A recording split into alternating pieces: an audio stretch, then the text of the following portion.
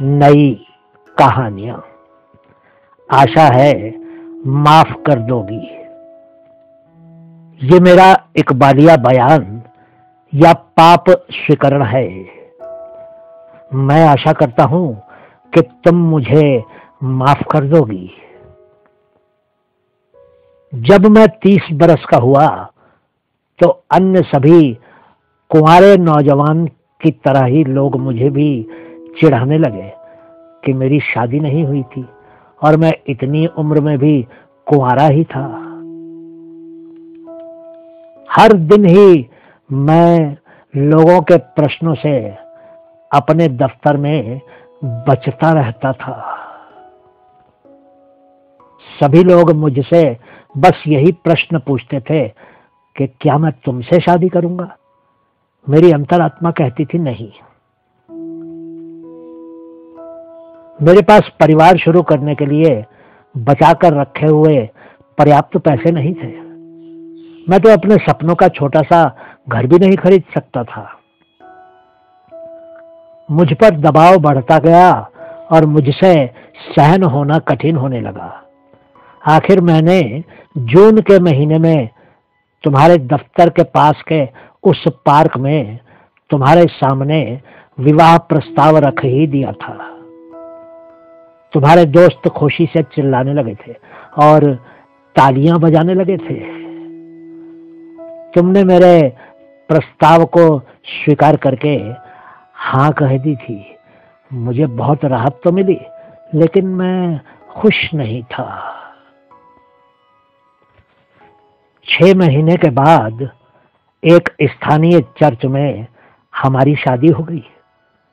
तुम शादी की पार्टी के दौरान अपने दोस्तों से बातें करते समय कितनी खुश थी, जबकि मैं पीछे बगीचे में अपनी नोटबुक में उन सब चीजों की राशि देख रहा था जिनके बिल मुझे भरने थे। मैंने सोचा था कि अब मेरे जीवन से तनाव गायब हो जाएगा। काश ऐसा हो जाता। 1 महीने तक तो लोग हम दोनों को बधाइयां ही देते रहे और हमको जगह जगह पर दोस्तों के द्वारा आमंत्रित किया जाता रहा। वो 1 महीना तो बड़ी मौज में गुजर गया और हमने बहुत सी पार्टियों और डिनर का मजा लिया। उसके बाद तो सभी ने ये पूछना शुरू कर दिया कि हमारा बच्चा कब होने वाला था। मुझे उस समय इस बात की कोई चिंता नहीं थी, क्योंकि हमारी नई नई शादी हुई थी और आगे जीवन पड़ा था। लेकिन जब 1 महीना 1 वर्ष में बदल गया तो चिंता होने लगी।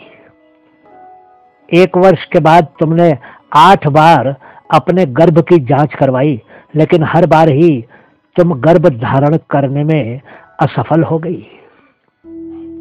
आगे के 4 वर्ष बस जांच करवाते हुए ही गुजर गए।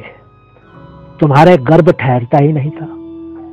मैं तो बिल्कुल ही असमर्थ था किसी प्रकार की मदद करने में, क्योंकि डॉक्टर के अनुसार मैं बिल्कुल ठीक ठाक था।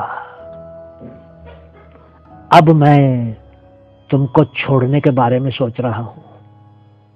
तुम जानती हो कि मैं तुम्हें प्यार करता था, लेकिन हम ये दिखावा हमेशा तो नहीं कर सकते कि हमारे जीवन में कोई कमी नहीं है।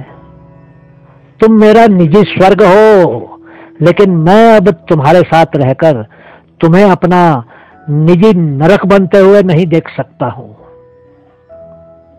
खुशी खुशी रास्ते अलग कर लेने में ही दोनों का भला है। मुझे माफ कर देना। बहुत बहुत शुक्रिया।